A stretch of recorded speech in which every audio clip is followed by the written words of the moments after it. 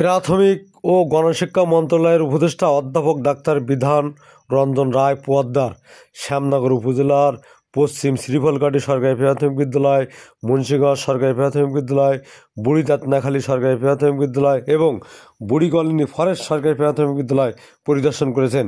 এ সময় প্রাথমিক ও গণশিক্ষা উপদেষ্টা কোমলমতি শিক্ষার্থীদের বাংলা, ইংরেজি এবং গণিত বিষয়ে দক্ষতা যাচাই করেন। পাশাপাশি শিক্ষকদের আন্তরিকতা, কর্মতৎপরতা ও শিক্ষার্থীদের পারগতার সন্তোষ প্রকাশ করেন। তিনি পিছিয়ে পড়া দুর্বল শিক্ষার্থীদের প্রতি মনোযোগ বৃদ্ধির জন্য শিক্ষকদের দিক নির্দেশনা প্রদান করেন। পরিদর্শনকালে উপস্থিত ছিলেন অতিরিক্ত জেলা প্রশাসক শিক্ষা আইসিটি রিপন বিশ্বাস, খুলনা বিভাগীয় উপপরিচালক ডাক্তার মোহাম্মদ শফিকুল ইসলাম, জেলা প্রাথমিক শিক্ষা অফিসার মোহাম্মদ রুহুল আমিন, উপজেলা নির্বাহী অফিসার দিদারুল ইসলাম, উপজেলা শিক্ষা অফিসার মোহাম্মদ ইনামুল হক এবং ক্লাস্টারের সহকারী উপজেলা শিক্ষকগণ উপস্থিত ছিলেন।